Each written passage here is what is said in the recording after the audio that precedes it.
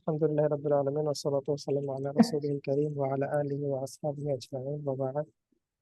أعوذ بالله من الشيطان الرجيم. بسم الله الرحمن الرحيم. رب اشرح لي صدري ويسر لي أمري واحلل عقدة من لساني يفقهوا قولي. আজকে আমাদের ডিসকাশন হচ্ছে সূরা জারিয়াত নিয়ে। আহ, কিছুটা সহজ এবং কিছুটা ডিফিকাল্ট মনে হয়েছে আমার কাছে এটা, কারণ এখানে শুরুর দিকের আয়াতগুলো আহ কিছুটা সাহিত্যিক ঘরানার।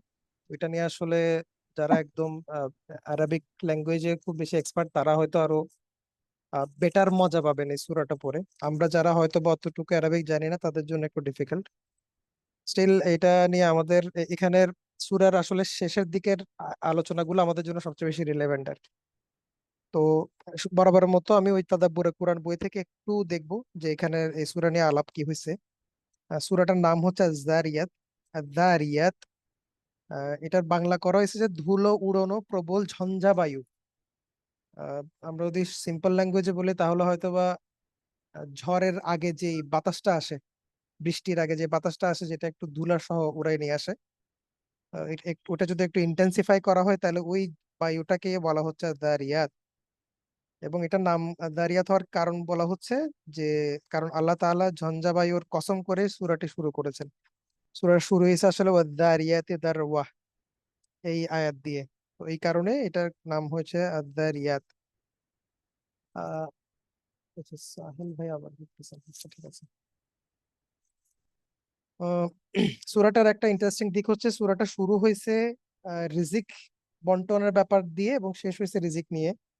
যেমন শুরুর দিকে বলা হচ্ছে যে অতঃপর শপথ ভারবাহী মেঘমালার, তারপর স্বচ্ছন্দ গতিময় নৌযানের, তারপর কাজ বন্টনকারী ফেরেশতাদের।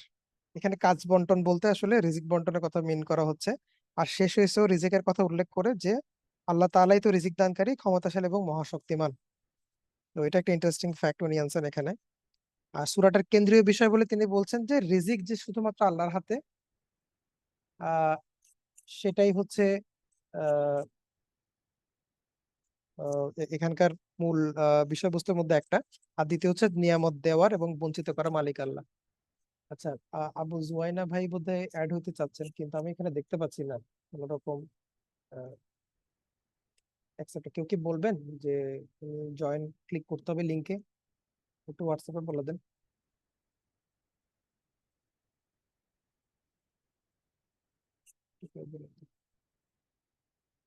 লিংকে ক্লিক করলে বোধহয় চলে চলে যাবে। আচ্ছা, যাই হোক, আমরা কি তাহলে একটু অপেক্ষা করবো ভাই যখন জয়েন করতেছেন?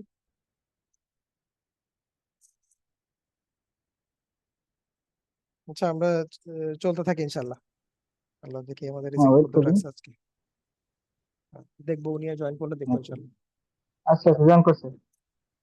জয়েন করছে? সাহিল ভাই না? সাহিল ভাই তো আছে, আমি দেখতেছি। হুম, সাহিল ভাই না, আবু জুয়াইনা। আবু সুফিয়ান তো সাহিল ভাই। হ্যাঁ, বুঝতে আচ্ছা। পারছি, বাট সাহিল ভাই, আচ্ছা সাহিল নামে ঢুকছেন। আচ্ছা, ঠিক আছে, ঠিক আছে তাহলে। এখন হচ্ছে এই সূরার আলোচ্য বিষয় কি কি? আলোচ্য বিষয় হচ্ছে রিজিক কেবলমাত্র আল্লাহ রাব্বুল আলামিনের হাতে। এরপর হচ্ছে রিজিকের কতিপয় বর্ণনা, প্রকারের বর্ণনা। এখানে দুই প্রকার রিজিকের বর্ণনা আছে, একটা হচ্ছে খাবার আর একটা হচ্ছে সন্তান। এরপর হচ্ছে মুমিনের গুণাবলীর বর্ণনা যেগুলোর মাধ্যমে সে আল্লাহর রহমত ও জান্নাত লাভের উপযুক্ত হয়। হ্যাঁ, এরপর হচ্ছে কাফিরদের ভয়াবহ পরিণতির কতিপয় দৃষ্টান্ত স্থাপন এবং জিন ও মানুষ সৃষ্টির লক্ষ্য ও উদ্দেশ্য।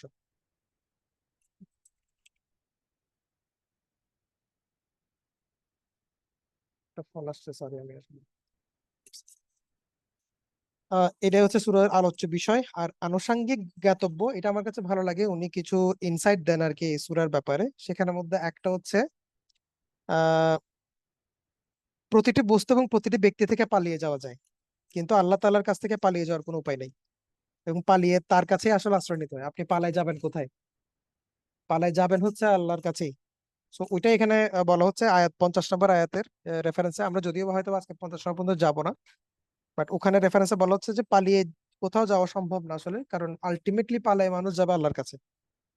সো আল্লাহর কাছ থেকে পালানোর কোনো সুযোগ নাই। দ্বিতীয়ত হচ্ছে আল্লাহ রাব্বুল আলামিন কসম করে বলছেন সবার রিজিক বন্টিত এবং সুনির্ধারিত, যাতে আমরা অস্থির না হয়ে তার উপর তাওয়াক্কুল করি এবং তার শুকর এবং ইবাদত করি, কারণ তিনি আমাদের দুর্বলতা সম্পর্কে জানেন।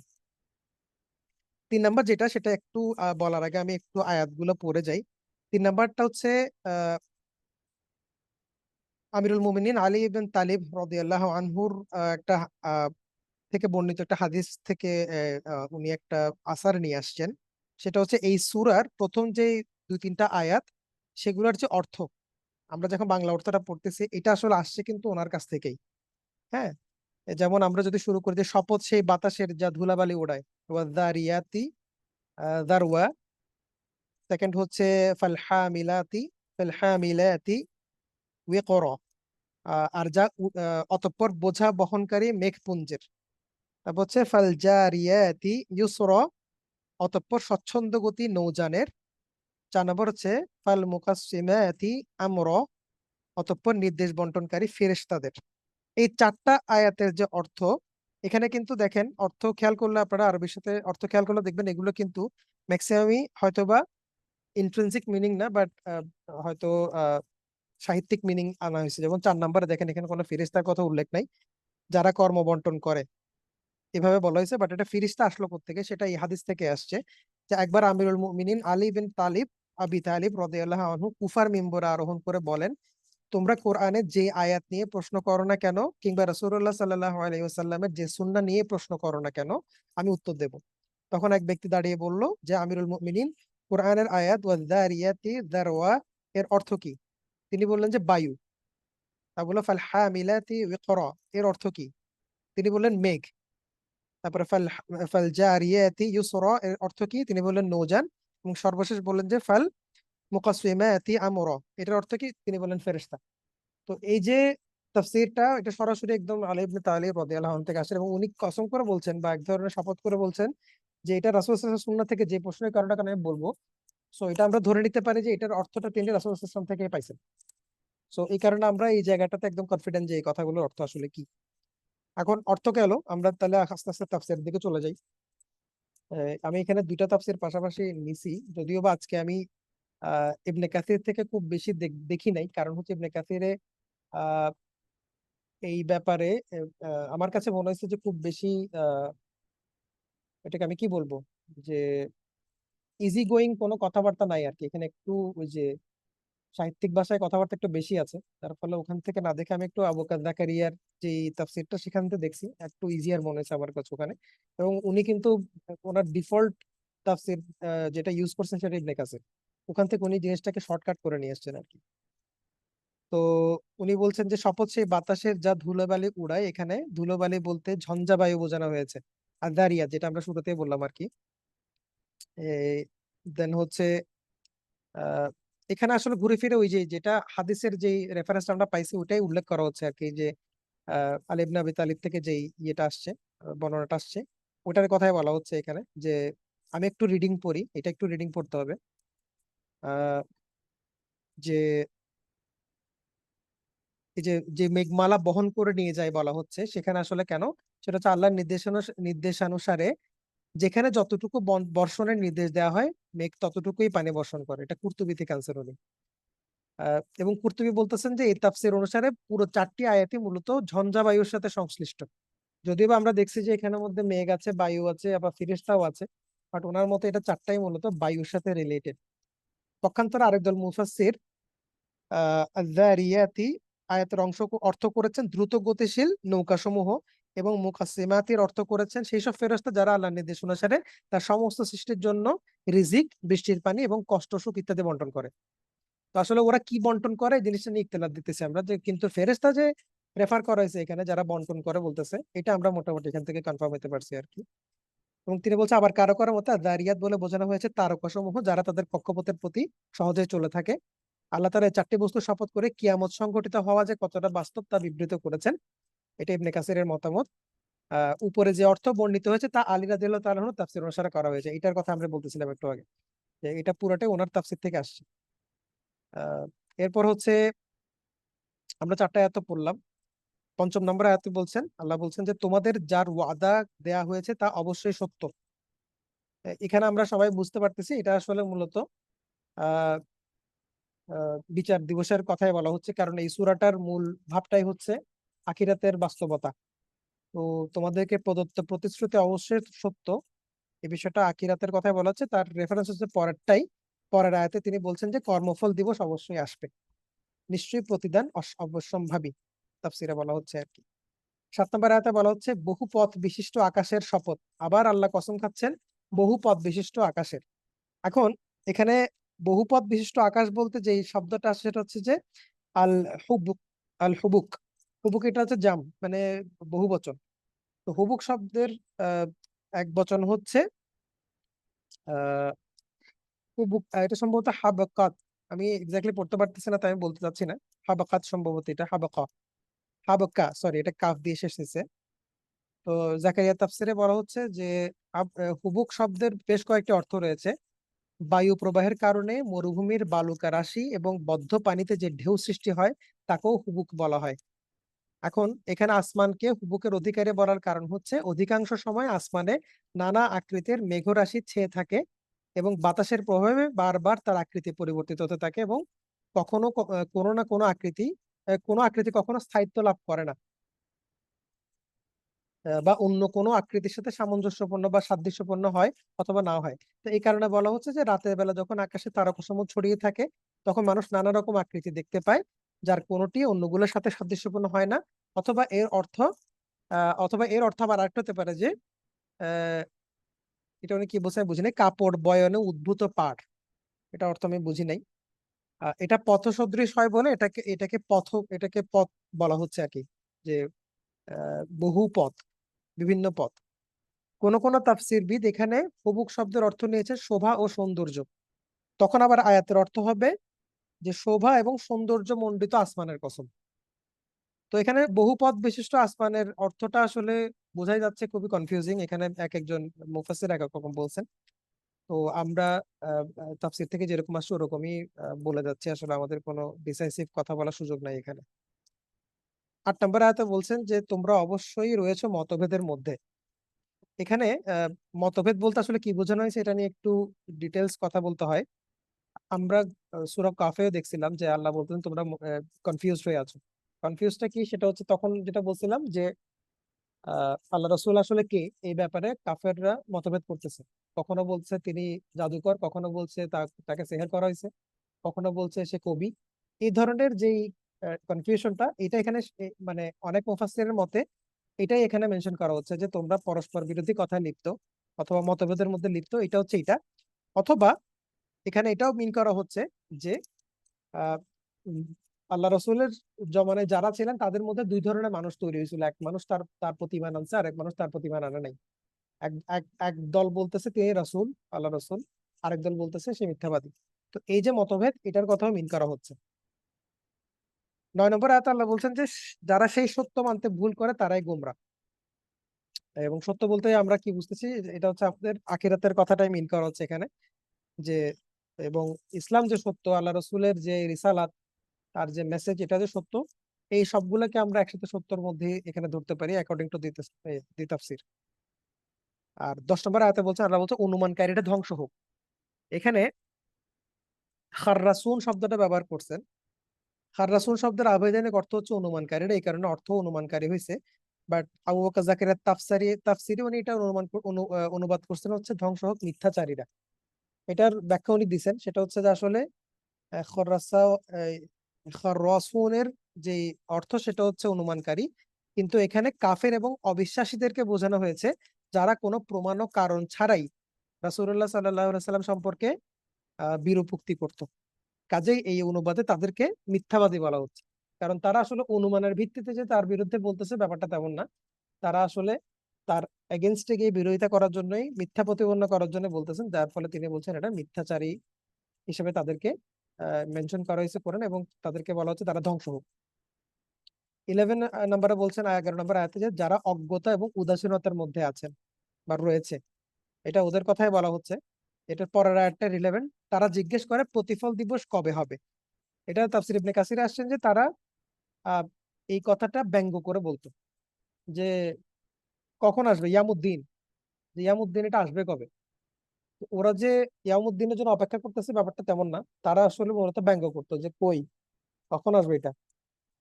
তো আল্লাহ তো এটা জবাব দিচ্ছেন, এই তা হবে সেদিন যেদিন তাদেরকে আগুনে শাস্তি দেওয়া হবে। তাদেরকে বলা হবে, তোমরা তোমাদের কৃতকর্মের শাস্তি ভোগ করো, এটা হচ্ছে তাই যার জন্য তোমরা তাড়াহুড়া করছিলে। হুম। তো এখানে আল্লাহ মূলত কিন্তু ফিতনা শব্দের ব্যবহার করছেন। ফিতনা কুম, তোমাদের ফিতনা, এখানে তোমাদের কৃতকর্ম যেটা বলা হচ্ছে এটাকে আল্লাহ ফিতনা শব্দের ব্যবহার করছেন।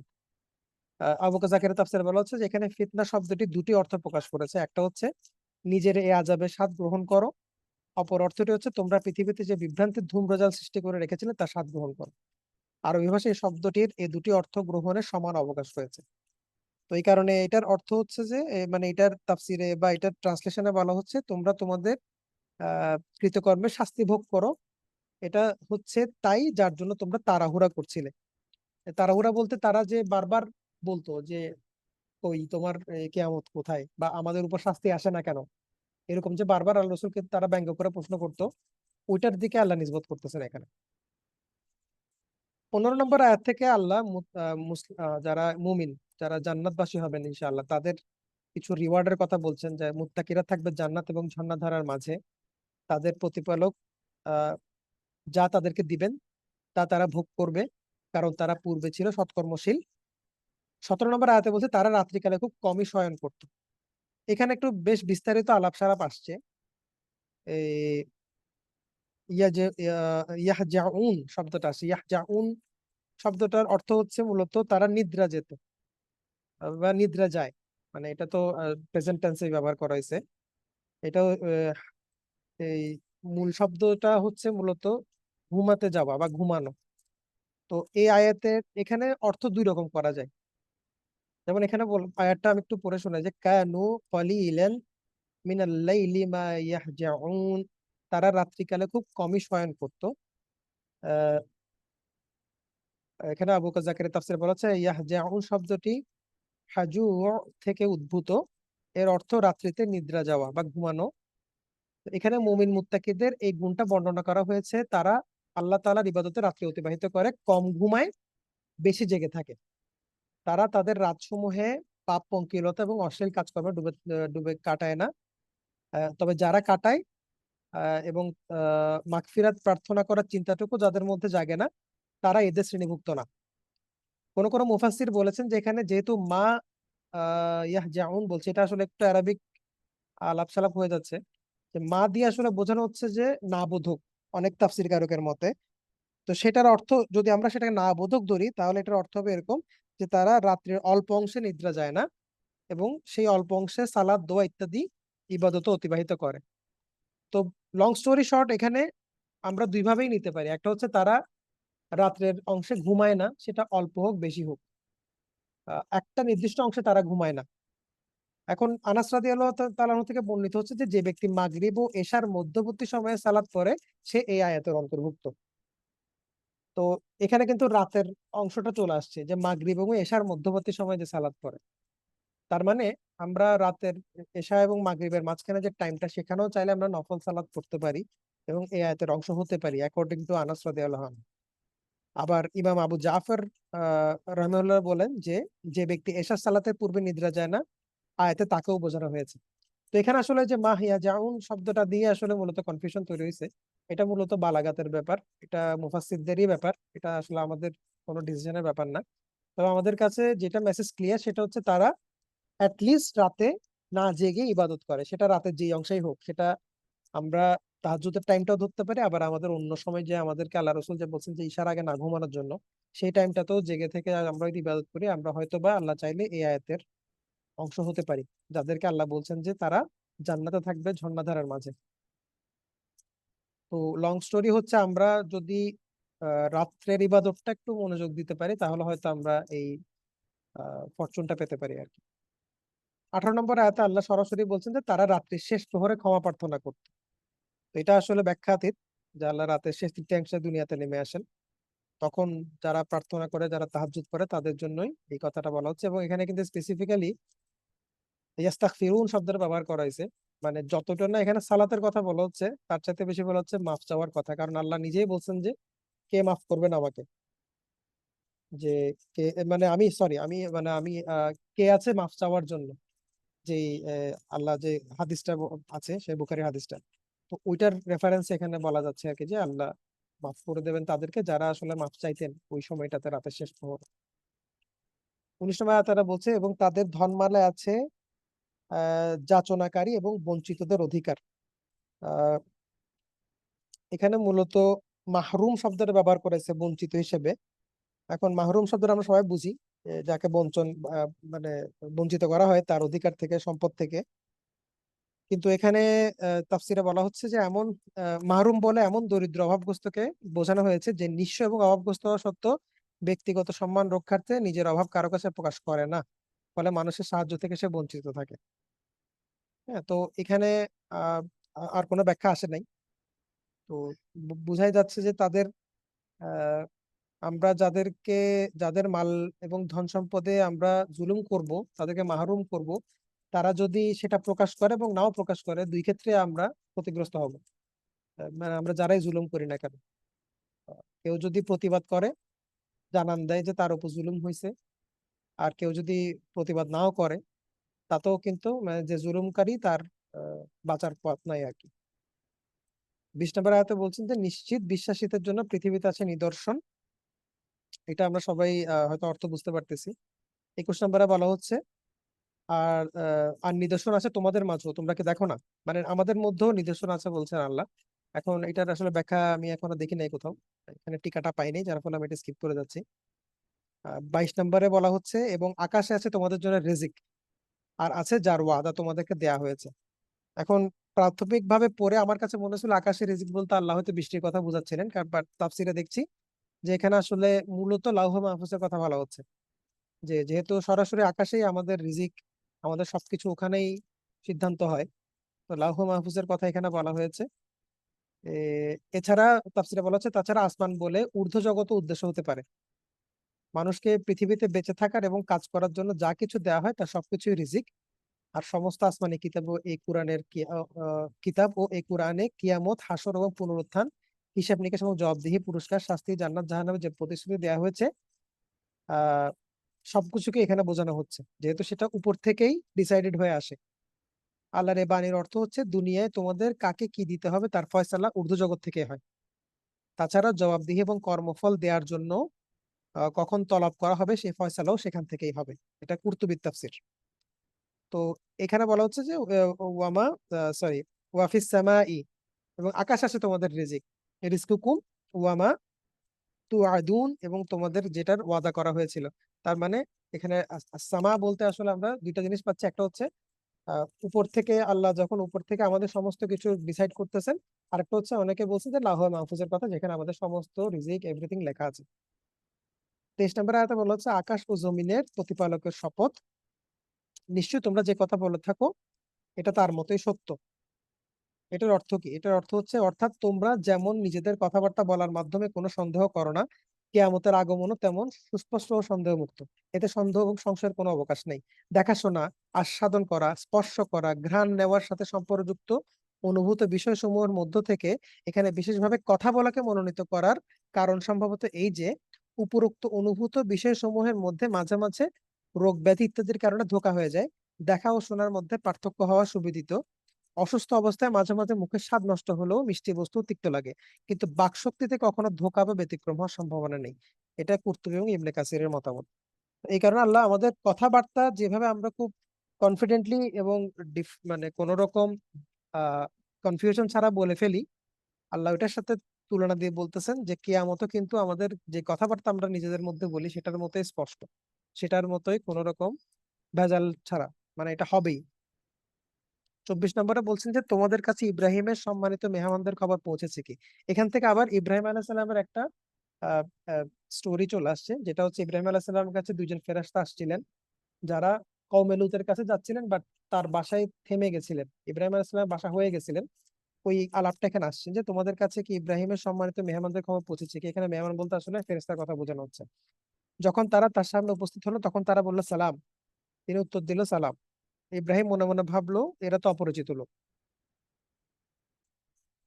আহ এটা আসলে অপরিচিত কারণ ফেরেশতাদের রূপ ধরে আসা নাই, জেনারেল মানুষের রূপ ধরে আসছে, এই কারণে ইব্রাহিম আলাইহিস সালাম তাদেরকে চিনতে পারেন নাই।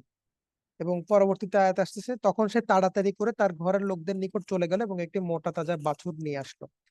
ফেরেশতারা যখন তার বাসায় আসলেন, তিনি তাদেরকে সাধারণ মেহমান মনে করলেন, মানুষ হিসেবে, এবং তিনি তাদেরকে আপ্যায়ন করার জন্য তার স্ত্রীর কাছে গেলেন, গিয়ে একটা বাছুরের ব্যবস্থা করছেন, যেটাকে রান্না করে তাদেরকে খাওয়ানো হবে। এবং তাদেরকে সেটা এবং তিনি 27 নম্বর আয়াতে বলছেন যে অতঃপর সেটিকে তাদের সামনে রেখে দিল এবং বলল, তোমরা খাচ্ছ না কেন?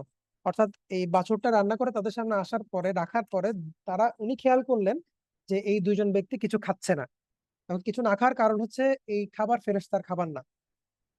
তাফসীরে এভাবে আসছে যে এটা তো যেহেতু মানুষের খাবার, ফেরেশতা এই খাবার খাবেন না, তাই তারা খাচ্ছিল না। কিন্তু ইব্রাহিম আলাইহিস সালামের জমানায় কোনো ব্যক্তি যদি কারো বাসায় বেড়াতে আসে বা মেহমান হিসেবে আসে এবং কিছু যদি না খায়, সেটা আসলে শত্রুতার নিদর্শন হিসেবে ইয়ে করা হয়, গণ্য করা হয়, যে এই লোক বোধহয় আমার শত্রু। তো এই কারণে তিনি ভয় পেয়ে গেছিলেন তাদের ব্যাপারে। ভয় পেয়ে গেছে বলতে শঙ্কিত হয়েছিলেন যে এরা কি আমার শত্রু কিনা, কোনো ক্ষতি করতে আসলো কিনা আমার। তো 28 নম্বর আয়াতে আল্লাহ তাকে ওই জায়গায় অ্যাফার্মেশন দিচ্ছেন যে এখানে কোনো ভয় পাওয়ার কিছু নেই। 28 নম্বর আয়াতে বলছেন, যখন তারা খেলো না তখন সে তাদের ব্যাপারে মনে মনে ভয় পেয়ে গেল। তারা বলল, তুমি ভয় পেও না। অতঃপর তারা তাকে জ্ঞানবান পুত্রের সুসংবাদ দিল। এটা আহ, ইব্রাহিম আলাইহিস সালামের যে সন্তানের যেই সুসংবাদটা, এই সুসংবাদটা মূলত ফেরেশতাদের থ্রুতে আল্লাহ পাঠিয়েছিলেন আর কি। তো ফেরেশতারা ওখানে কওমে লুতকে ধ্বংস করতে যাওয়ার সময় তার বাসা হয়ে গেছিল মূলত এই ইনফরমেশনটা দেওয়ার জন্য যে তিনি একটা পুত্র সন্তানের পিতা হবেন। তখন তার বয়স অনেক, তার স্ত্রীর বয়স অনেক, তার স্ত্রীও কিন্তু তখন বৃদ্ধা। তো তারা তাকে বললো যে তুমি ভয় পাওয়ার কিছু না, আমরা খাচ্ছি না, বিকজ উই আর ফেরেশতা, এবং আহ, আপনি একটা পুত্র সন্তানের পিতা হবেন। তো এটা এটা দেখে 29 নম্বর আয়াতে খুব ইন্টারেস্টিংলি বলা হচ্ছে, তখন তার স্ত্রী চিৎকার করতে করতে এগিয়ে আসলো। সে নিজের কপাল আঘাত করে বলল, আমি এক বন্ধ্যা বৃদ্ধা, মানে আমার কিভাবে সন্তান হবে? ইব্রাহিম আলাইহিস সালামকে যখন তার পুত্রের সুসংবাদ দেওয়া হলো, তার স্ত্রী তখন এটা বুঝতে পারলেন যে যেহেতু তার আসলে ওই সময় তার সন্তান ধারণ করার মতো শারীরিক অবস্থা নাই, তিনি প্রথমত তিনি বৃদ্ধা, এরপর তিনি আবার বন্ধাও বটে। তো তিনি বেশ আশ্চর্য হয়ে গেছিলেন, বাট যেহেতু আল্লাহর কুদরত, আল্লাহ এটা উনি বাস্তব করছেন। এই সুসংবাদ অনুযায়ী ইসহাক আলাহিসাল্লাম জন্মগ্রহণ করেন। আহ ইসমাইল আলাহিসাল্লামের সম্ভবত বড় ভাই উনি, ইসহাক আলাহিসাল্লাম, তিনি জন্মগ্রহণ করেন। তখন সারার বয়স ছিল হচ্ছে 99 বছর, এবং ইব্রাহিম আলাহিসাল্লামের বয়স ছিল 100 বছর। এটা ফাথুল কাদির থেকে আনছেন উনি। ইব্রাহিম আলাহিসাল্লামের বয়স তখন ইসমাইল 100। ইসমাইল আলাইহিস বড়, ইসাক আলাইহিস সালাম বড় না। ইসহাক আলাহিসাল্লাম ছোট। আচ্ছা, হ্যাঁ, ছোট ছোট। যদিও বা এখানে এখানে বলা হচ্ছে ইসহাক আলাহিসাল্লাম জন্মগ্রহণ করবেন, তাহলে সেটা কি সেকেন্ড সানের কথা বলা হচ্ছে? সেকেন্ড সানের কথা হলে, ইসাক আলাইহিস সালাম সেকেন্ড সেকেন্ড সান। সানের কথা বলা বলা হলে এভাবে আসার কারণ কি হতে পারে, যে মানে আপনার একটা পুত্র সন্তান হবে?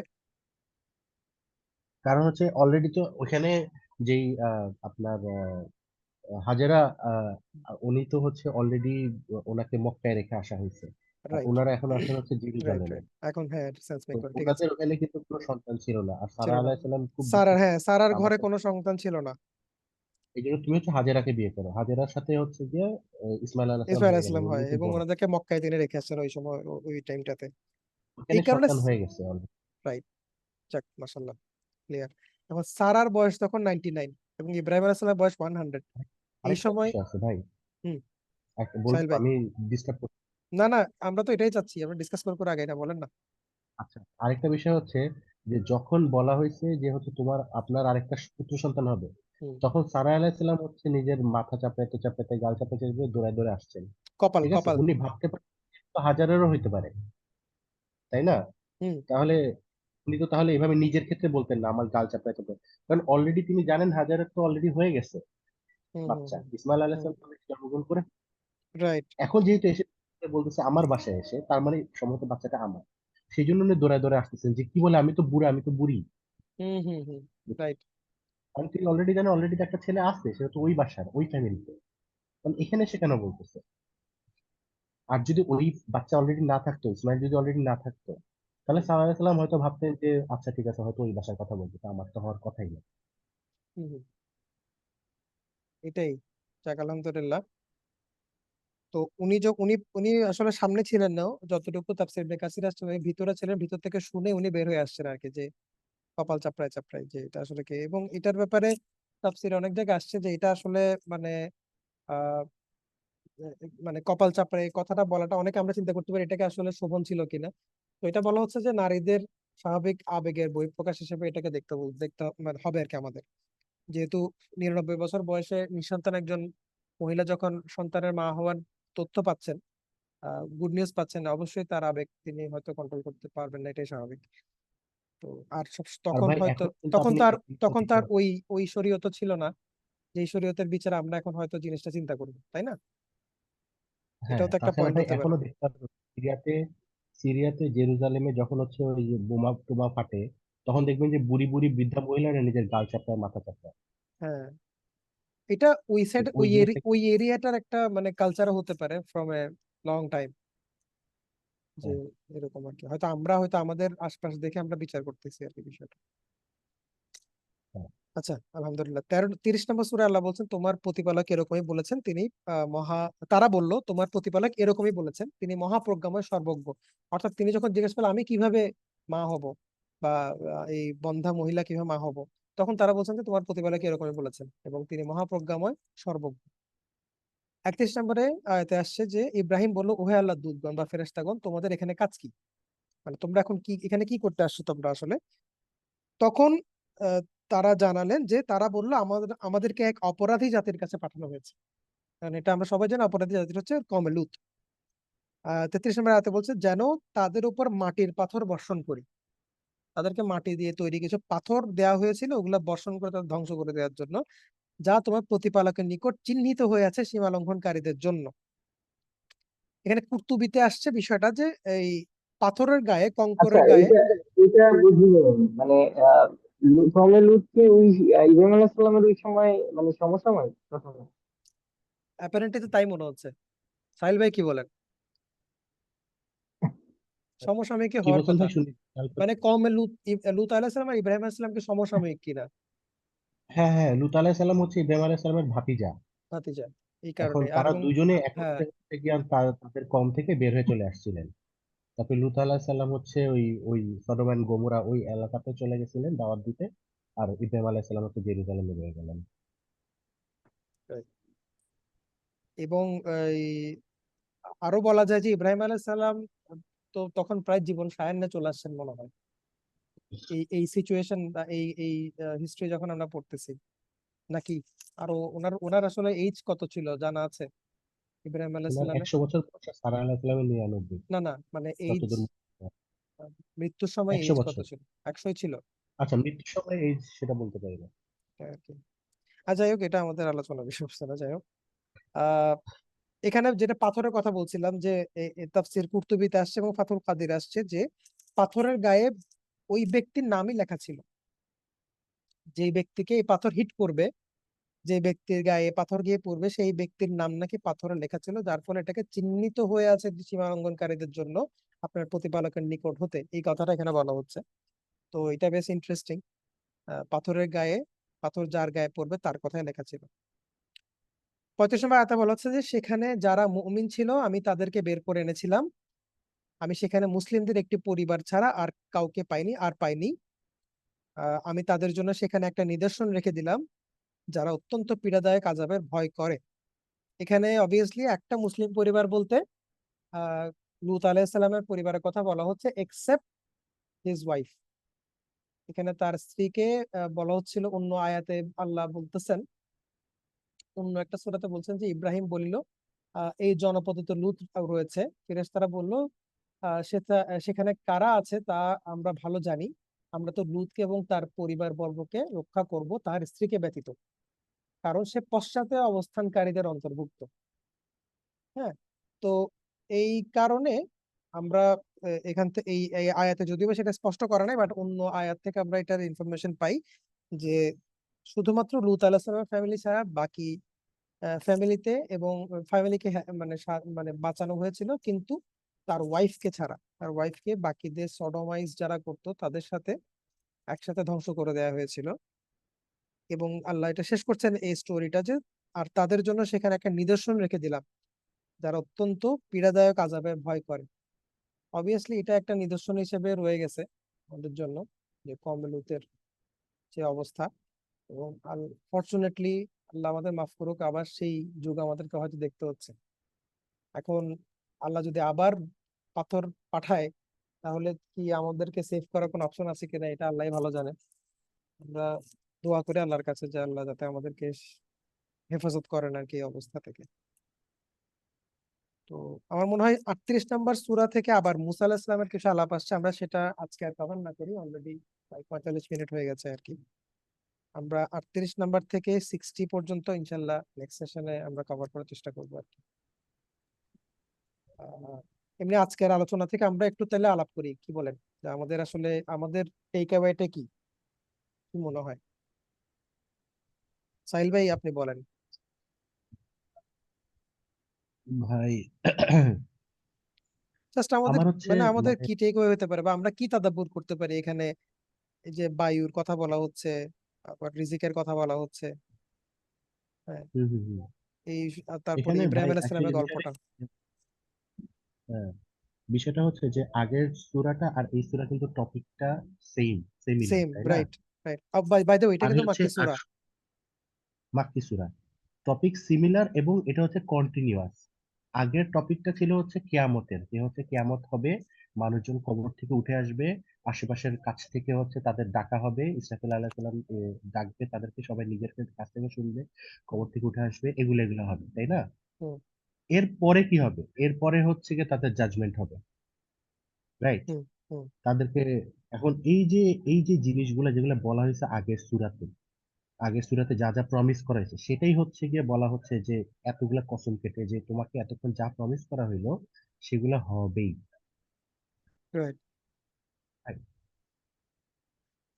এরপরে বলা হচ্ছে যে এরপরে কিন্তু জাজমেন্ট হবে। এই যে পঞ্চম হুম, নাম্বারে যে বলা হচ্ছে যে তোমাকে যা প্রমিস করা হয়েছে হ্যাঁ, এতক্ষণ, সেগুলো হবে সত্য। হবেই। এরপরে এরপরে জাজমেন্ট হবে, এরপরে বিচার দিবস হবে। এখন এখান থেকে হচ্ছে যে আপনি যে ইনফরমেশন গুলো দিলেন সেগুলো তো হচ্ছে লাইক তাফসিরের, হুম, হুম, অবভিয়াসলি হুম, মানে সব, এটা হচ্ছে অ্যাকচুয়াল তাফসির। হুম। আমার মজা লাগে হচ্ছে ছোট ছোট টিডবিটস গুলা, আমি ইনফরমেশন সেটাই গুলা বলতেছি, যেগুলা আমরা হচ্ছে টিডবিটস গুলো নিয়ে একটু আলাপ করি, আমাদের যাতে আগ্রহটা বাড়ে, বা আমাদের যদি আমরা কানেক্টেড ফিল হুম, করি। হুম, হুম, হুম, হুম। এখন যেমন ধরেন এই 7 নম্বর আয়াতে বলতেছেন যে হচ্ছে and by the heavens in their marvellous design, right? Hmm, যে বহুপদ বিশিষ্ট আকাশের আকাশে। ভূপথ বিশিষ্ট আকাশের হুম, কনস্টেলেশনস, ঠিক আছে? এখন হুম, আকাশের ভিতরে বহুপথ বলতে বোঝানো হচ্ছে যে প্রথমত হচ্ছে আকাশের তারা দেখে তো মানুষজন পথ চেনে হুম, দুনিয়াতে হুম। তৎকালীন যুগে, এটা এক। 2 নম্বর হচ্ছে আকাশে কিন্তু সমস্ত ফেরেশতা কিন্তু আকাশেই চলাফেরা করে, আসমানে এখান সহি, থেকে দুনিয়ার 1,000। জি ভাই। মানে কারেক্ট, বলতে থাকেন। হ্যাঁ, হ্যাঁ, তো দুনিয়ার আকাশে দুনিয়ার 1 বছরের 1,000 বছরের সমান একটা একটা দিনে ফেরেশতারা হচ্ছে আসমানে উঠে যায়, এরকম একটা আয়াত আছে না? হুম, হুম, তো হচ্ছে আকাশে প্রচুর প্যাথওয়ে আছে, অনেক রাস্তাঘাট আছে, যে রাস্তাঘাটগুলো আমরা দেখি না, গাইবি রাস্তাঘাট, সেই রাস্তাঘাটের কাছে জিনরা যাওয়ার চেষ্টা করে, তখন তাদেরকে পাথর মারা হয়। এখন এই রাস্তাঘাটের কথা হচ্ছে এখানে সম্ভবত বলা হচ্ছে, এখানে অনেক মানে একটা আয়াতের যখন একাধিক জায়গায় একাধিক তাফসীর থাকে তখন একটা আরেকটাই কিন্তু নেগলেক্ট করে না বা নালিফাই করে না, সবগুলাই কারেক্ট হ্যাঁ, অর্থ হতে সেটাই পারে। সেটাই এখানে তো দেখতেছি তাই। এক একজন এক এক রকম করে বর্ণনা করছে, ইভেন তো অনেকে তো এবং বলছেন যে এটা সঠিক অর্থ। আপনি যেমন ইংলিশে বলেন যেটা ডিজাইন, অনেকে বলছেন যে হুম, পথ, ওয়ে। হ্যাঁ, এটা আসলে হুম, হুম, হুম। ল্যাঙ্গুয়েজের উপর ডিপেন্ড করতেছে, যদিও ব্রডার মিনিং আসলে খুব একটা ডিফার করে না আর কি। আর আমরা এটা বলতে এক্স্যাক্টলি, পারবো না যে এক্স্যাক্টলি। আসলে ভাই এক একজন তো এক একটা অর্থ করতেছে, ব্যাপারটা ওরকম না। এটা বালাগার উপর এটা ডিপেন্ড বিষয়টা করতেছে আর কি। গাইবের বিষয়, এগুলো হচ্ছে অন্ধের হাতি দেখার মতো, ঠিক আছে? তো অ্যাকচুয়াল যে হকিকত, সেই হকিকতটা হচ্ছে আমাদের কখনোই আসবে না, সেটা আল্লাহই জানেন।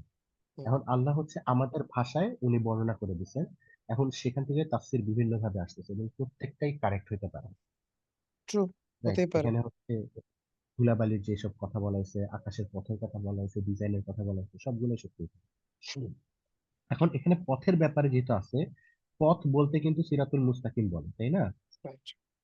আকাশের যে বিভিন্ন পথ, এরপরে কিন্তু সিরাতুল মুস্তাকিম যে হচ্ছে একটা পথ হচ্ছে সিরাতুল মুস্তাকিম, আর অনেকগুলা পথ হচ্ছে ভুল পথ, মানে বিপথ। হুম হুম এই সেজন্যই দেখেন যে পরের রাতে বলতেছেন যে হচ্ছে তোমরা কিন্তু নিজেদের মধ্যে কনফ্লিক্টিং ভিউর কারণে হচ্ছে লস্ট হয়ে গেছে, surely you are lost in conflicting views regarding the truth. এই যে এই পথ, সঠিক পথ তো একটা, কিন্তু আকাশে যে এত পথ, আমাদের দুনিয়াতে এত পথ, চলাফেরা এতগুলা পথ, এই পথের কারণে হচ্ছে এক এক একজন একজন মানে কনফ্লিক্টিং ভিউজ হয়ে গেছে, এক একজন এক এক পথে চলে গেছে। কেউ মুশরিক হয়েছে, কেউ মুনাফিক হয়েছে, কেউ মুসলিম হয়েছে, কেউ আবার ইহুদি হয়েছে, খ্রিস্টান হয়েছে, জোরাস্ট্রিয়ান হয়েছে, মুসলিমদের ভিতরে আবার নাম নাম শিয়া হয়েছে, সুন্নি হয়েছে, বিভিন্ন দল দলান্তরে মানে বিভিন্ন ভাবে মানে ছড়াই গেছে। এখন এখানে বলা হয়েছে যে যারা হচ্ছে বিপথে চলে গেছে তাদের মানে তাদের ওই মানে তাদের ক্ষেত্রে হচ্ছে এটা তাকদিরই ছিল যে তারা বিপদে যাবে। 9 নম্বর আয়াতে সেভাবে বলে দিচ্ছে, hmm only those destined to be deluded are turned away from it, মানে সঠিক যে সিরাতুল মুস্তাকিম সেখান থেকে তারা হচ্ছে পথ থেকে চলে যায়।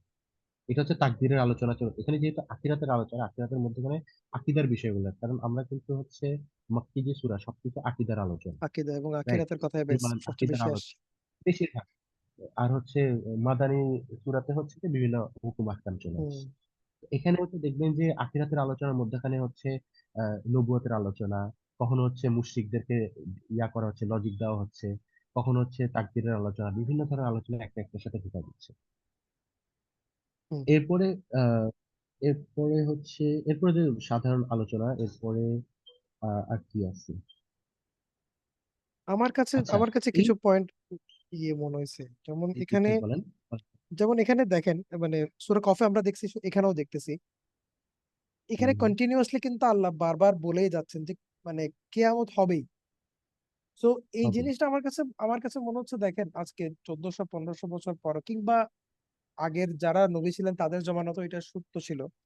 মানে একটা শ্রেণী সবসময় ছিল যে যারা আসলে কিয়ামতকে ডিনাই করেই গেছে, মানে অল টুগেদার। যেমন হুম, আজকের হুম, যুগেও কিন্তু আমরা একই একই সিনারিও দেখতেছি, যে হুম, এরা কিন্তু কেউই বিশ্বাস করতে চায় না যে মৃত্যুর পর একটা জীবন আছে। এবং এটা যদি এতটাই সিরিয়াস না হতো, আল্লাহ কিন্তু এভাবে কন্টিনিউয়াস একটার পর একটা আয়াত নাযিল করতেন না, যেখানে উনি বারবার বলতেছেন যে তোমাদেরকে যার ওয়াদা দেওয়া হচ্ছে অবশ্যই তা সত্য, কর্মফল দিবস অবশ্যই আসবে।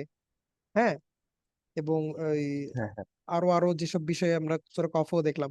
তো এই এই সিনারিওটা আমরা এখনো দেখতেছি। আর মানে যাদের মেসেজ নেওয়ার দরকার তারা কিন্তু আসলে মেসেজ নেয় না। কারণ এই আয়াতগুলো যদি তারা পড়ে থাকে, যারা আজকেও ডিনাই করতেছে, তারা কিন্তু বোঝার কথা যে সিমিলার সিচুয়েশনের আনসার আল্লাহ দিয়ে দিচ্ছেন অনেক আগে, বাট স্টিল তারা বিলিভ করতে পারতেছে না। এটা আবার আমার কাছে অ্যারোগেন্স বলবো নাকি ইগনোরেন্স বলবো জানি না, বাট স্টিল তারা এগুলো জানার পরও যারা ডিনাই করে কিয়ামতকে, এবং আলটিমেটলি কিয়ামতের যে বিভীষিকা সেটার কথা কিন্তু আল্লাহ কয়েকবার আমাদেরকে এখানে দেখাইছে। যদিও বা এই আয়াতের মধ্যে মুত্তাকিদের রিওয়ার্ডের কথা দুই একটা আয়াত আসছে খালি, বাট বাকি পুরাটাই কিন্তু শাস্তির ভয় আসছে। হুম, হুম, এই জিনিসটা আর কি, যেমন এখানে একটা শাস্তির তো পুরো নিদর্শনই আসলো যে কওম লুতকে পাথর মারা হচ্ছে। হ্যাঁ। আর একটা জিনিস কিউরিয়াস ভাই, দেখেন জিনিসটা আমার হঠাৎ করে রিয়েলাইজেশন আসার পরে আমি মানে পুরো চিন্তা ভাবনাই আমার বদলে গেল। সেটা হচ্ছে আমরা আমাদের জীবনে যাদেরকে দেখি যে তারা আখিরাত বিশ্বাস করে না, তারা কিন্তু আল্লাহকেও বিশ্বাস করে না, নবীকেও বিশ্বাস করে না, তাই না? হ্যাঁ,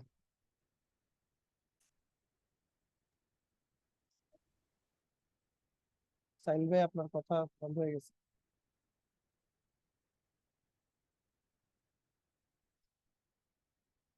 বুঝতে পারছেন? এখন শুনতে হ্যালো, পাচ্ছি, এখন শুনতে পাচ্ছি। হ্যালো, শোনা এখন শুনতে পাচ্ছি, হ্যাঁ সাইল ভাই যাচ্ছে বলেন। আমার কথা? হ্যাঁ হ্যাঁ সাইল ভাই শুনতে আচ্ছা, পাচ্ছি, বলেন। নেটওয়ার্ক। হ্যাঁ, নেটওয়ার্ক ডিস্টার্ব করতেছে মানে, বলেন। আচ্ছা ভাই, এই যে দেখেন যে হচ্ছে মুশরিকরা কিন্তু মানে এখানে তো প্রাইমারি রিসিভার হচ্ছে ইয়াতে মুশরিকরা, তাই না? হ্যাঁ আরবের মুশরিকরা ওরা হ্যাঁ। কিন্তু আল্লাহকে বিশ্বাস করতো, বিভিন্ন দেব দেবীকে বিশ্বাস করতো, হুম, তাই না? এই সৃষ্টিকর্তাকে বিশ্বাস করা, বিভিন্ন দেব দেবীকে বিশ্বাস করা, এরকম মানে সুপার ন্যাচারাল জিনিসকে বিশ্বাস করার পরে তারা আখিরাতকে অবিশ্বাস কেন করবে? আল্লাহ তো দ্যাটস আছেন, ইট, একটা দ্যাটস গড, ইট। সৃষ্টিকর্তা আছেন, ইয়েস। হুম তারপরে তারা আখিরাতকে বিশ্বাস করবে। কারণ আমরা বর্তমানে যদি দেখি প্রত্যেকটা ধর্ম, যারা কোন একটা সৃষ্টিকর্তার কনসেপ্ট যেসব ধর্মে আছে, তারা কিন্তু আখিরাতের কনসেপ্ট আছে, সেটা যেভাবেই হোক। হুম হিন্দু বলেন, তাদের হাজার হাজার দেবদেবী, কিন্তু ব্রহ্মা আছে, তাদেরও আচ্ছা, মৃত্যুর পরে আরেকটা জীবন আছে, এটা করতে করতে একটা সময় কিন্তু মানে আখিরাতে যে জান্নাত জাহান্নামের যে বিষয়টা, নরক এবং স্বর্গ, সেই বিষয়টা হিন্দুদের মধ্যে আছে, বৌদ্ধদের মধ্যে আছে, খ্রিস্টান, ইহুদি, জোরাস্ট্রিয়ান, সব ধর্মে কিন্তু আছে বর্তমানে আমরা যাদেরকে দেখি। যাদের মধ্যে গডের কনসেপ্ট আছে, তারা কিন্তু আখিরাতের কনসেপ্ট আছে, যেভাবেই হোক কোনো না কোনো ফর্মে আখিরাতের একটা কনসেপ্ট গড মানে আছে। কিন্তু আরবের মুশরিকরা এতই ডিফারেন্ট, তাদের কাছে গডের কনসেপ্ট আছে কিন্তু আখিরাতের কনসেপ্ট নেই। এই জিনিসটা আমার মাথায় ঢুকে না যে তারা কিভাবে আখিরাতটা বিশ্বাস না করে থাকতে পারে। মানে তোমরা কি পাগল? তোমরা আল্লাহকে মানো, অন্যান্য ধর্মের নবীদেরকে মানো, এতগুলা আল্লাহর যে ফেরেশতা আছে সেটা মানো, এরপর জিন মানো, আল্লাহর আন্ডারে হচ্ছে অনেক দেব দেবী আছে সেগুলো মানো, সুপার ন্যাচারাল জিনিস মানো, তোমরা তাকবীর মানো, তাকবীরের বিভিন্ন জিনিস টিনিস মানো, এভরিথিং মানো, আখিরাত মানো না কেন? মানে এটা তো মানে গিভেন, রাইট? আল্লাহকে বিশ্বাস করলে, এত কিছুকে বিশ্বাস করলে আখিরাতটাও তো গিভেন হয়ে যায়। এটা তো মানে নো ব্রেইনার টাইপের একটা বিষয়। এই জিনিসটা যখন আমার মাথায় আসলো, আমি মানে এটা বুঝতেই পারতেছি না যে তারা কেমনে এই জিনিসটা করতে, মানে আখিরাত কেমনে যে বিশ্বাস করবে না। সেই জন্য আমি হচ্ছে তখন হচ্ছে নবীর মানে মেন্টালিটি বা নবীর সময় কোন একজন সাহাবীর মেন্টালিটির মধ্যে ঢুকে দেখলাম যে সে যখন দেখবে যে আশেপাশে মানুষজন আখিরাতকে বিশ্বাস করতেছে না, তখন মানে মাথার ভিতরে ঢুকে নেবে পাগল, এদের কি মাথায় সমস্যা আছে, এদের কি সমস্যাটা কি ভাই? আখিরাত তো আছে, আপনারা আখিরাতকে বিশ্বাস করেন, তাহলে তো সবকিছু ঠিক হয়ে যাচ্ছে। বুঝতে এটাই পারছেন ভাই? এটাই এটাই আর কি, এটা মানে আসলে এটার রিজন আসলে কি হতে পারে যে আসলে কেন তারা। আমি এখনো বের করতে পারি, দিস ব্যাফলস মি। মানে আমার বিশ্বাসই হয় না যে তারা আখিরাতকে কেমনে বিশ্বাস না করে থাকে। এই হুমায়ুন আহমেদকে একবার একজন জিজ্ঞেস করছিল যে মানুষ মরে গেলে কি হয়, বলছে মাটি হয়ে যায়। এটা হচ্ছে নর্মালি হচ্ছে কথার কথা বলছে, আমি জানি হুমায়ুন আহমেদ আল্লাহকে হুম হুম বিশ্বাস করে, আখিরাতকে হুম বিশ্বাস হুম করে, হুম। বাট মাটি হয়ে যাবো। আপনি মরে গেলে কি হবে? মাটি হয়ে যাবো, মিশে যাবো। এটা হচ্ছে বলছে, কথা তো সত্যি একদিক দিয়ে যে হ্যাঁ মরে গেলে তো মাটি হয়ে যাবো, মিশে যাবো, আসলে আমার শরীর। কিন্তু মানে এই কনসেপ্টটা হচ্ছে তাদের হচ্ছে লিটারেলি ছিল যে তারা মরে হবে, মাটি হয়ে যাবে, মাটি হয়ে যাওয়ার পর কি আবার বানাবে? এটাও কি সম্ভব? দেখি বানায় দেখাতো। কিসের আখিরাত? দেখি আনাকতো, আল্লাহ আনাকতো। কখন আসবে, কখন আসবে? কি রে তুমি কি বলতেছো, হুম। আখিরাত আসবে? কখন আসবে একটু দেখাও তো। মানে এভাবে তারা যে মজা করতেছে, আল্লাহ এত রাগ করতেছেন, এত ক্রোধান্বিত হচ্ছেন যে এত জিনিস তোমরা বিশ্বাস করো, আখিরাত তো গিভেন হওয়ার কথা, এটা নো ব্রেইনার হওয়ার কথা, এটা একদম সিম্পল জিনিস হওয়ার কথা, তোমাদেরকে এতবার বুঝাইতে হচ্ছে কেন? সেটাই। এই জিনিসটা হচ্ছে সেই জন্য বারবার আখিরাতের পয়েন্টটা দেখবেন যে মক্কি সূরাতে আখিরাতের কনসেপ্ট সবচেয়ে বেশি। মক্কি সূরাতে আখিরাতের কারণ কনসেপ্ট বেশি হওয়ার কিন্তু আরেকটা রিজনও আছে। সেটা হচ্ছে যারা জি। নিউ মুসলিম হয়েছে তাদেরকে যাতে হোপ দেওয়া যায়। হুম হুম হুম। না, দ্যাটস ট্রু। তাদেরকেও কিন্তু হোপ দেওয়ার জন্য কিন্তু অনেক আয়াত আসছে এরকম যে যাতে তারা, এই যে এত নির্যাতন, রাইট। মানে ওদের কাছে এক্স্যাক্টলি। কোশ্চেনটা আসতে পারে, মানে why am I doing this, hmm আমি হুম এত হুম। আরাম ছেড়ে এত কষ্টে কেন? তাহলে তাদেরকে বোঝানো হচ্ছে তোমাদের আখিরাত দেখো কত, তোমাদের জান্নাতে এই থাকবে সেই থাকবে। আর কাফেরদেরকে এক্স্যাক্টলি। বোঝানো হচ্ছে যে তোমাদের জন্য জাহান্নাম থাকছে। এক্স্যাক্টলি। এই জিনিসটার কারণে হচ্ছে মানে আখিরাতের আলোচনা যখন বারবার আসে, আমি তখন মানে এখন আমি হচ্ছে পয়েন্ট আউট করতে পারতেছি যে বারবার যে আখিরাতের কথা বলা হচ্ছে, এখন এটা বুঝতে পারতেছি যে এটা এটা ঠিক আছে, ওরা তো আখিরাত বিশ্বাস করতো না। আর এর আগ পর্যন্ত কিন্তু আমার মাথায় ঢুকে নেই যে আখিরাত তারা বিশ্বাস করতো না। হঠাৎ করে একদিন রিয়েলাইজেশন আসলো। এই জিনিসটা আমার হচ্ছে মাথায় আসলো। আর কি আছে আমার মনে নেই। ও, ইব্রাহিম আলাইহিস সালাম একটা পয়েন্ট আপনি যখন বলছেন তখন এটা মাথায় আসলো যে ইব্রাহিম আলাইহিস সালাম যখন হচ্ছে মানে অপরিচিত লোক মানে মেহমান আসলো, হুম। তখন ইব্রাহিম আলাইহিস সালাম কিন্তু লুকায় গেছেন, তাদের কাছ থেকে একটু মানে লুকায় গেছে। চুপকে গেছেন, চলে গেছেন, চলে স্লিপ টক মানে হুম। একটুখানি, মানে তারা কথা বলতে বলতে আস্তে করে ভিতরে ঢুকে গেছে, যাতে হচ্ছে ভালো খাবার দাবার তাদেরকে সার্ভ করতে পারে। সার্ভ করা যায়। মানে এটা একটা এখন এটা কথা হচ্ছে আদব, এই জিনিস এটা ভালো আদর, আদব। এক্স্যাক্টলি আদর। এখনো দেখেন আমাদের বাসায় মেহমান আসলে একটু বসেন, না না না হ্যাঁ না না বাপা ভাবি কিছু করবেন না, হ্যাঁ, কিছু একটু করবেন না, বসেন, একটু বসেন, আরে না এগুলো কিছু না, হচ্ছে একটু তা বসেন। বলতে হবে। হ্যাঁ হ্যাঁ একটু বসেন। তো ওইটা না বলি টুস করে ভিতরে চলে গেছে, তাতে বুঝার আগে, এটা এক। দুই নম্বর হচ্ছে মোটা তাজা একটা গাভী আনছে, মানে বাছুর হুম। আনছে, মানে পাঁচশো হচ্ছে রানছে। মেহমান সবচাইতে ভালো খাবারটা কিনে আনছে। হুম। এখন পয়েন্ট টু এটার বি কনসেপ্টে নোটেড। হ্যাঁ আজকে একটা গল্প বললাম, সেটা সম্ভবত আরিফুল ইসলাম ভাই মনে পোস্টটা করছে, যে হচ্ছে একজন ইউক্রেনিয়ান দম্পতি টার্কিতে আসছে, টার্কিতে ঘোরাঘুরি করতে করতে অনেক রাত হয়ে গেছে, এখন কোথায় যাবে রাস্তা চিনতেছে না, এখন একটা বাসা বাসায় গিয়ে বলছি যে আমরা তো রাস্তা চিনি না, কোথায় যাবো আমাদের চেনা যাবে। তো ওই ফ্যামিলি বলতেছে যে আপনারা আমাদের সাথেই থাকেন, অনেক রাতের কাছে এটা সেফ না। তো ওই ইউক্রেনিয়ান দম্পতি ওই বাসায় রাতে ছিল, খাওয়া দাওয়া করে রাতে ছিল। মধ্যরাতে হঠাৎ করে উঠে ওই লোকটার মনে হয় পেশাব জমছে বা পানি হোয়াট এভার, উঠে দেখে কি যে আচ্ছা ওই ফ্যামিলিরা কোথায় ঘুমাচ্ছে, যা দেখে কি ওই ফ্যামিলি বাসার বাইরে, শীতকাল তখন, বাসার বাইরে শীতের মতো তারা ঘুমাচ্ছে। উনি তখন ওই ফ্যামিলির যে লিডার মানে কর্তা তাকে বলছে যে আপনারা কেন বাইরে ঘুমাচ্ছেন, বলছে যে আমাদের বাসায় একটাই রুম, সেজন্য আপনাদেরকে এখানে থাকতে দিচ্ছি, আপনারা তো হচ্ছে মেহমান। তখন ওই লোকটা কান্না করে দিয়েছে, ইউক্রেনিয়ান লোকটা, যে কেন বলে আমাদের নবী বলছে যে যে আল্লাহ আর রাসূলের প্রতি ঈমান আনলে সে যাতে মেহমানদেরকে সম্মান করে। তখন ওই লোকটা মুসলিম হয়ে গেছে। এই যে মেহমানদেরকে সম্মান করার বিষয়টা এখানে কিন্তু সাফল্য চলে আসছে। এখানে আরেকটা পয়েন্ট আমি এটা নোট অত করি, আরেকটা পয়েন্ট দেখেন। জি। এই যে ইব্রাহিম আলাইহিস সালাম কিন্তু তাদেরকে চিনতে পারে নাই, তারা অপরিচিত তার কাছে। এখন সাইল ভাই, হুম আপনি আমাকে চেনেন, আমি আপনার বাসায় গেলে আপনি অবশ্যই মেহমানদারি করবেন, আমি জানি। তা আপনি আমার বাসায় আসলে হক হুম করলে আমিও করব। কিন্তু আপনি যাকে হুম, চেনেনই না, জীবনে প্রথমবার আপনার বাসায় আসছে, হ্যাঁ, হ্যাঁ যার রেফারেন্স পয়েন্ট আপনি বের করতে পারতেছেন না যে আপনি তাকে কোত্থেকে চেনেন, বিকজ তারা ছিল ফেরেশতা, তারা কিন্তু কোনো রেফারেন্স পয়েন্ট নিয়ে আসে নাই যে ঠিক আছে আমি আপনার চাচাতো ভাই, মামাতো ভাই, ফুফাতো ভাই। সেরকমও কিন্তু না। হুম হুম, মানে হি হ্যাঁ ডাজন্ট হ্যাঁ নো দেম অল টুগেদার।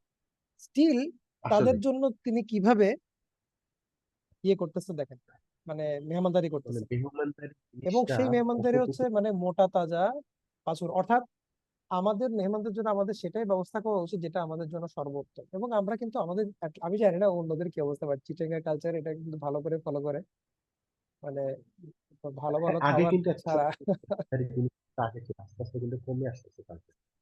হ্যাঁ, এটা ঠিক কমে আসতেছে, এটা ঠিক। তবে আমাদের আর মনে হয় আর এই নববী আমি এই ছোটবেলায় যেরকম শিক্ষাটা মেহমানদারি নেওয়া উচিত। দেখে আসছি এখন আর ছিল না।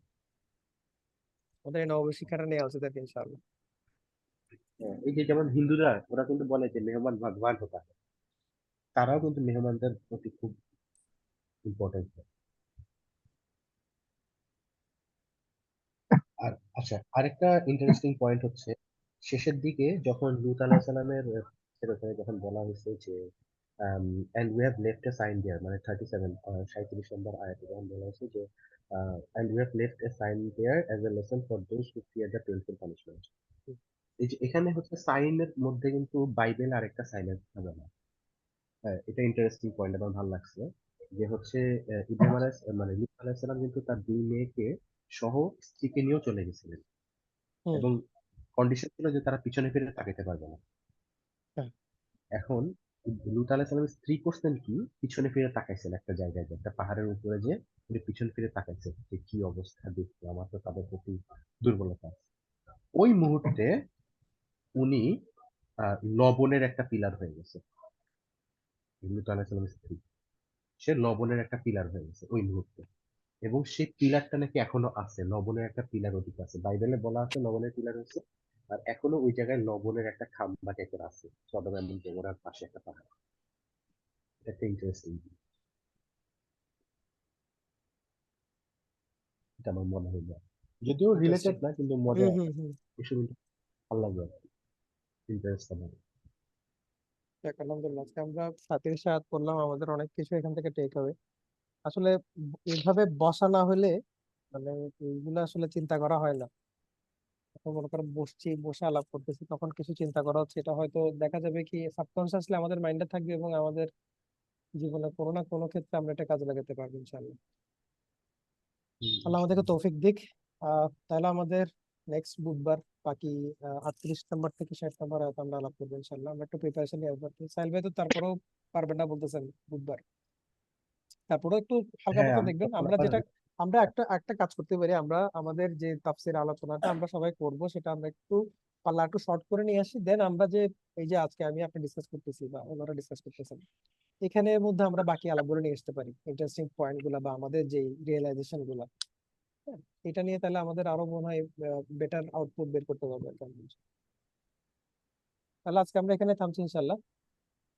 সুবহানাকা আল্লাহুম্মা আচ্ছা, ওয়া বিহামদিক, ঠিক আছে। আশহাদু আল্লা ইলাহা ইল্লা আনতা, আস্তাগফিরুকা ওয়া আতুবু ইলাইক। আসসালামু আলাইকুম ওয়া রাহমাতুল্লাহ। ওয়ালাইকুম আসসালাম।